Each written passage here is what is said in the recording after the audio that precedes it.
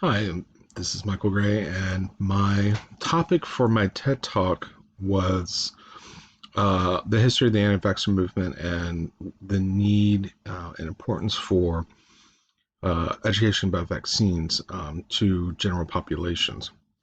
So, we're talking about the anti-vaxxer movement, and first place, this is not a new phenomenon.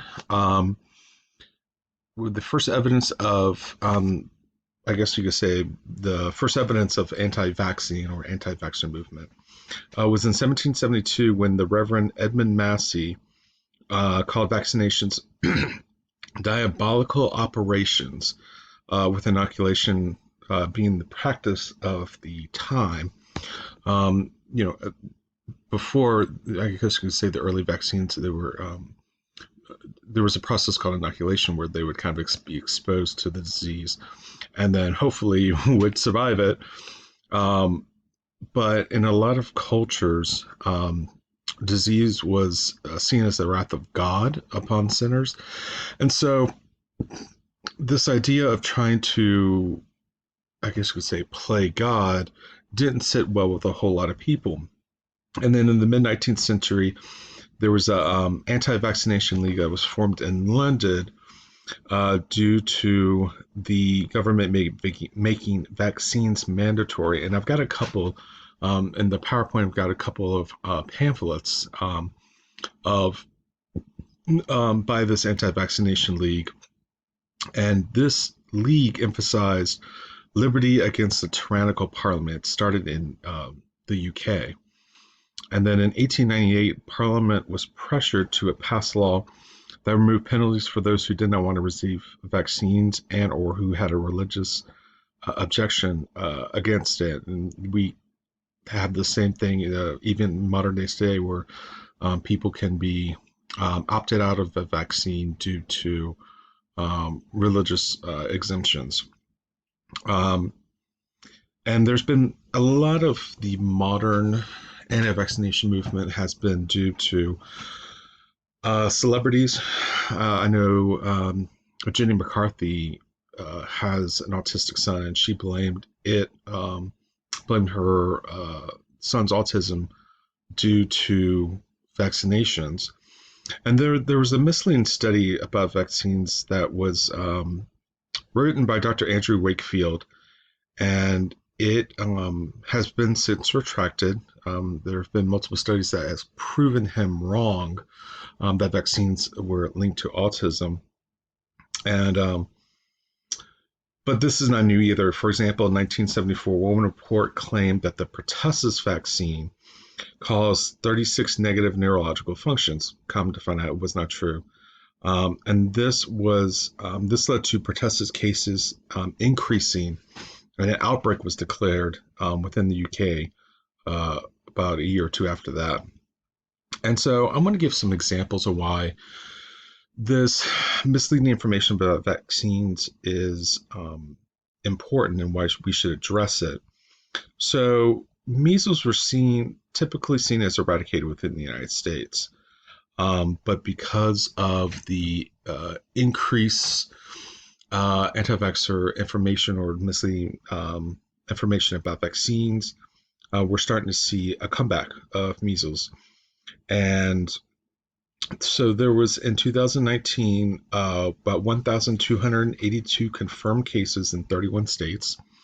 It was the highest level of measles in the United States since 1992. And then the World Health Organization estimated that 140,000 people have since died. This was died from measles, and this was in 2018. And in 2019, death from measles increased to 207,500.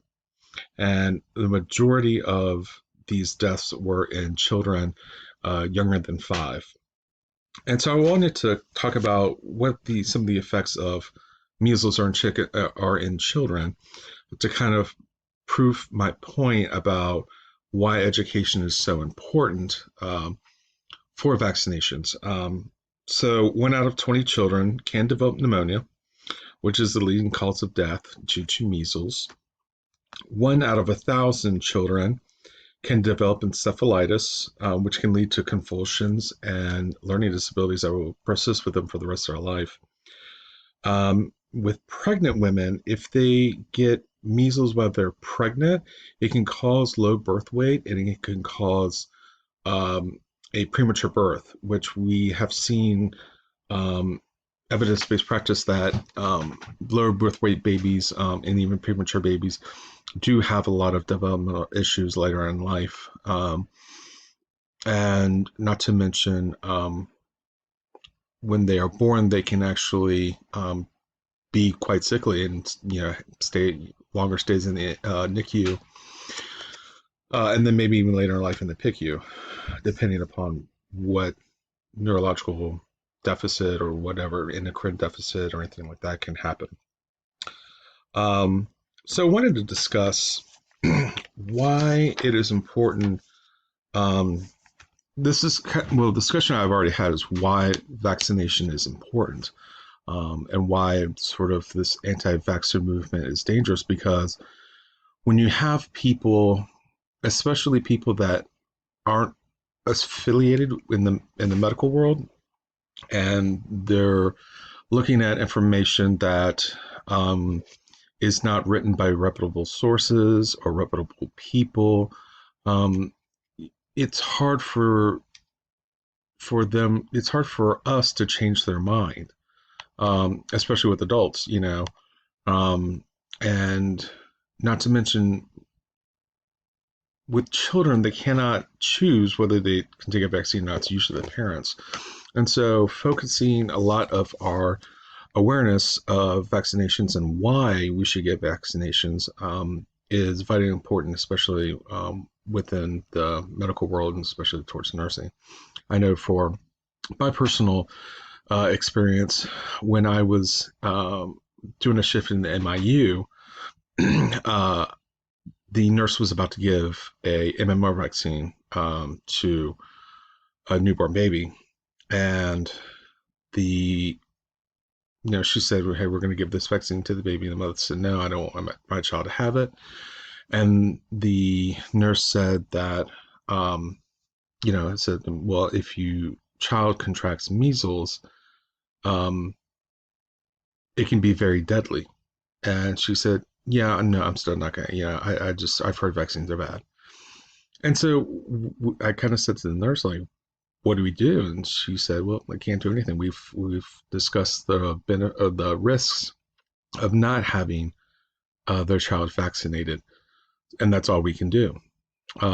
So I had a couple of ways that we can increase vaccination awareness.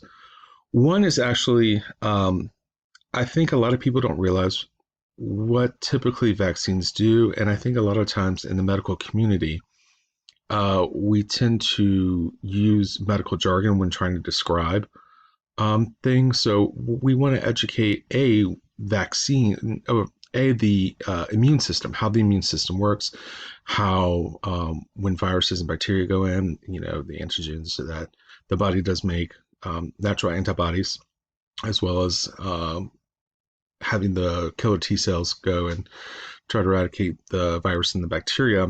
But we need to use those in layman's terms or using metaphors. Um, and then how vaccines in that, how do they kind of get involved with the immune system? Um, we also need to dispel some of the rumors. I've heard it from a lot of my friends that, oh, the flu vaccine gave me the flu. Well, it doesn't work like that.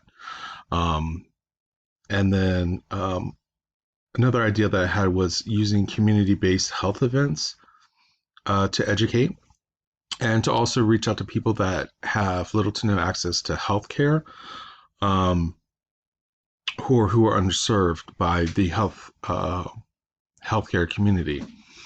And what this will do is, again, since there's a lot of misinformation, it could be coming from friends, could be coming from family. If we get out into the community and kind of get on to the people's level, I think people would trust medical professionals um, a little bit more than maybe they do now. Sometimes communities that lack healthcare services also tend to view the hospital and the people that work at the hospital maybe, I wouldn't say with mistrust, but just kind of there's this barrier. You go to the hospital because you're extremely ill, and then they say, okay, well, here's some pills and bye bye bye.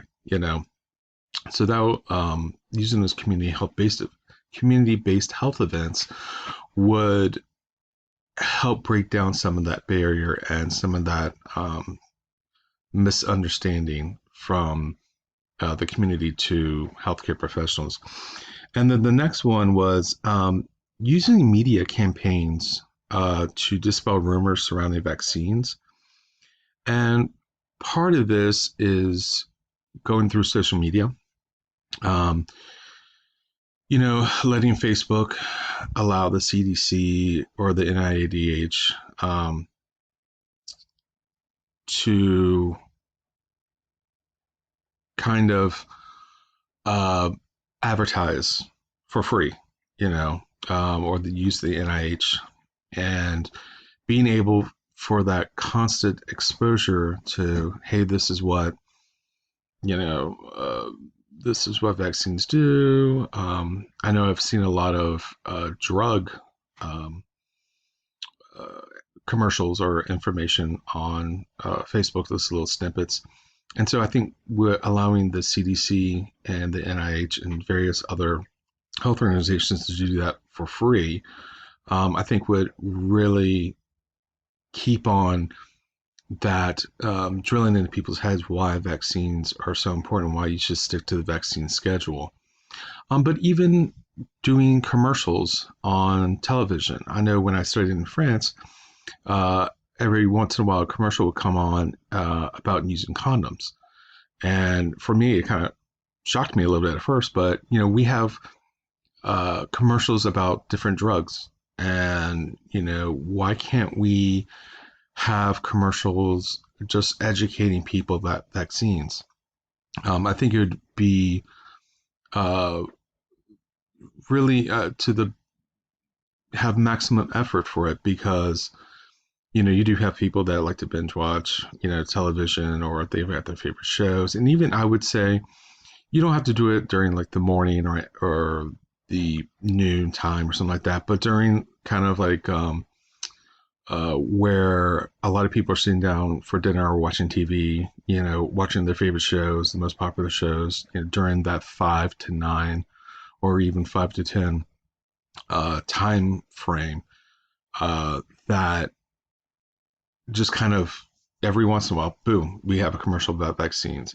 Boom, we have something going on with research about vaccines and new research into, for example, the COVID-19 vaccine, why it's important to get vaccinated, and how that can actually help with the herd immunity and dispelling rumors about COVID and stuff like that. So that's sort of my presentation on the anti-vaxxer movement and why, really hitting hard and hard and hard on education will, I think, ultimately help increase vaccine awareness and help increase vaccine use.